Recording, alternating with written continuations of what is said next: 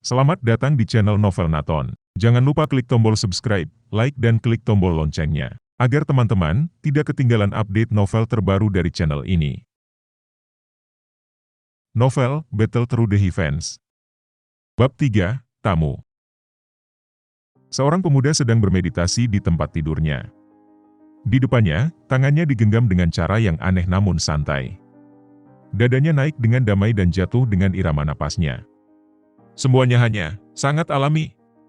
Dengan setiap napas yang dia ambil, aliran putih pucat dari apa yang tampaknya menjadi udara melesat ke hidung dan mulut lelaki muda itu, meremas ke dalam tubuhnya dan membentuknya kembali. Ketika pemuda itu sedang bermeditasi, kilauan yang aneh namun redup muncul untuk sesaat pada cincin hitam polos yang dia kenakan di jarinya. Pemuda itu perlahan menghembuskan nafasnya dan membuka matanya, berkedip. Cahaya putih pucat melintas di pupil hitamnya, itu adalah douki yang baru saja diserap tetapi belum sepenuhnya disempurnakan. Butuh usaha besar untuk mendapatkan douki, tapi sial itu menghilang lagi. Tidak, tolong jangan. Pemuda itu berusaha mati-matian untuk membuat douki menghilang dari tergelincir tetapi tidak berhasil.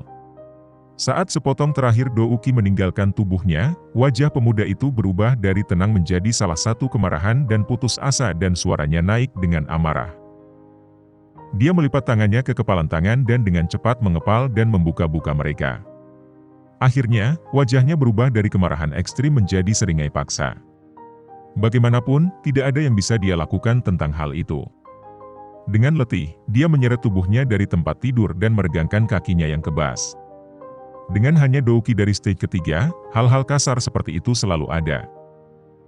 Setelah melakukan beberapa latihan di kamar polosnya, suara tua, keriput terdengar di luar pintunya. Tuan muda, pemimpin klan telah meminta kehadiranmu di aula.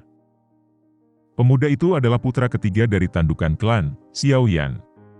Di atasnya ada dua bersaudara, tetapi mereka sudah meninggalkan klan untuk mencari petualangan. Hanya di akhir setiap tahun mereka akan kembali dan bertemu keluarga mereka. Namun secara keseluruhan, kedua bersaudara itu sangat baik kepada adik laki-lakinya, Xiao Yan, bahkan ketika dia jatuh dari kejeniusan menjadi sampah. Datang! Xiao Yan mengganti bajunya dan keluar. Di luar kamarnya adalah seorang tetua dalam jubah hijau. Ayo pergi! Melihat wajah baru pria muda itu, si tetua mengangguk. Tapi ketika dia berbalik, matanya menunjukkan kilatan penyesalan. Jika tuan muda memiliki bakatnya seperti dulu, dia mungkin akan menjadi dousi yang hebat, seperti sampah.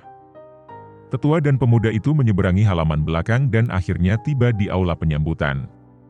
Setelah mengetuk dengan sopan, keduanya dengan lembut masuk. Aula itu cukup besar, tetapi ada banyak orang di dalamnya. Di kepala aula adalah Xiao Zhan dan 3 orang tua. Mereka adalah tetua klan dan memiliki kepentingan yang sama dengan pemimpin klan. Di sebelah kiri, di bawah 4 adalah tetua lain dari klan. Para sesepuh ini tidak memiliki kekuatan sebanyak tetua klan tetapi tetap saja, mereka memiliki sedikit ucapan dan bukan pemicu.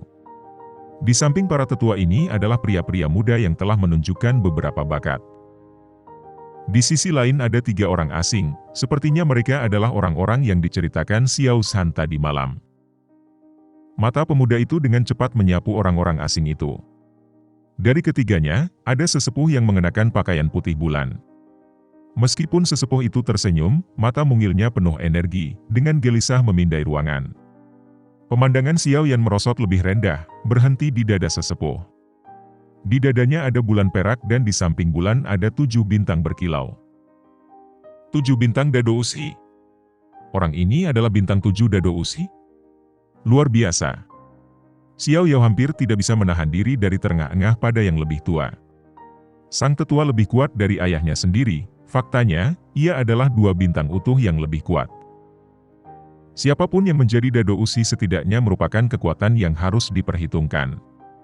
Dengan kekuatan semacam itu, sebagian besar tempat mungkin akan terburu-buru untuk perekrutan.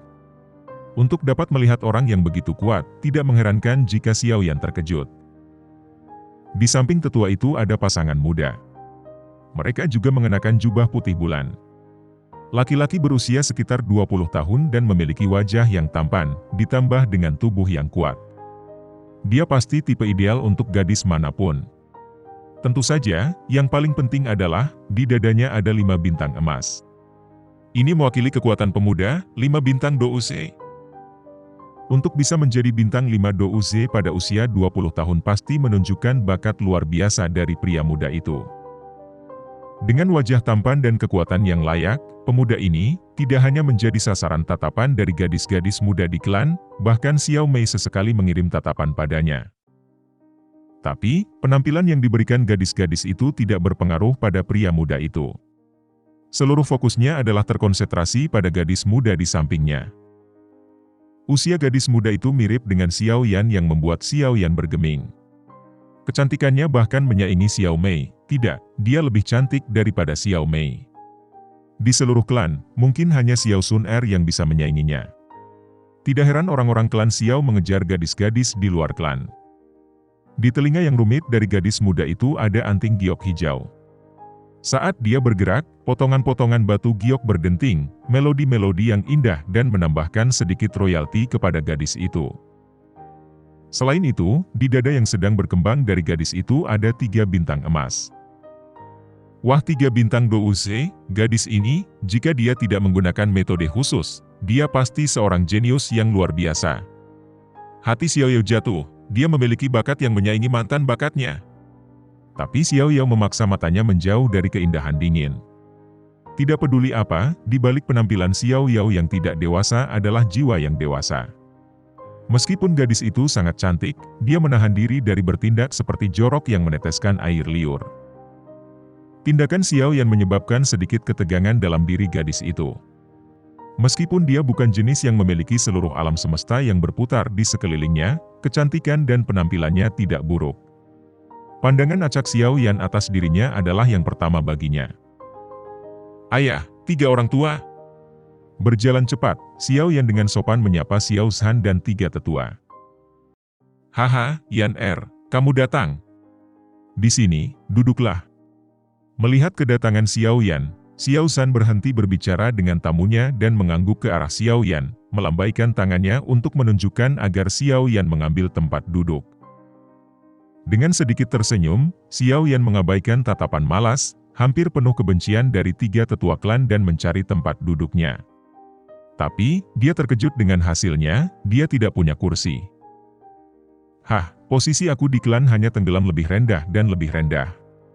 Itu lebih baik sebelumnya, tapi sekarang, mereka bahkan mempermalukan aku di depan para tamu, para kakek tua ini. Xiao Yao mengolok-olok dirinya sendiri, dalam pikirannya, dia menggelengkan kepalanya seolah-olah itu bisa menghalangi emosi yang membuncah di dalam dirinya. Melihat Xiao Yan yang tidak bergerak, anggota klan muda mengeluarkan tawa lembut, mengejek, menunjukkan kebahagiaan mereka saat melihat Xiao Yan dibodohi. Akhirnya, Xiao Zhan menyadari kesulitan Xiao Yan. Pandangan marah melintas di wajahnya sebelum digantikan dengan alis yang bengkok. Tetua kedua, kamu. Oh, maaf. Aku tidak percaya bahwa itu aku lupa tentang tuan muda. Hehe, aku akan pergi mencari seseorang untuk menyiapkan kursi. Tetua berjubah kuning tersenyum pada Xiao Zhan yang menatap. Dia menepuk dahinya dalam suatu tindakan mengkritik diri, tetapi tatapan meremehkan di matanya tidak memudar. Saudara Xiao Yan, ayo duduk di sini. Suara yang jelas dari seorang gadis terdengar di seberang aula. 3 tetua menegang, tatapan mereka beralih ke Sun Er di sudut. Mulut mereka bergetar tetapi tidak satu pun dari mereka mengatakan apa-apa. Di sudut, Xiao Sun Er menutup buku tebal di pangkuannya, dan berkedip pada Xiao Yan. Melihat wajah Xiao Sun Er yang tersenyum, Xiao Yan membeku sejenak.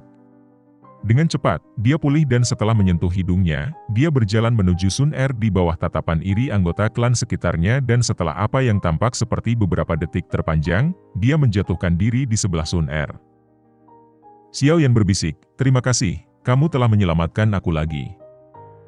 Xiao Sun Er tersenyum ringan, 2 lesung pipit kecil muncul di wajahnya.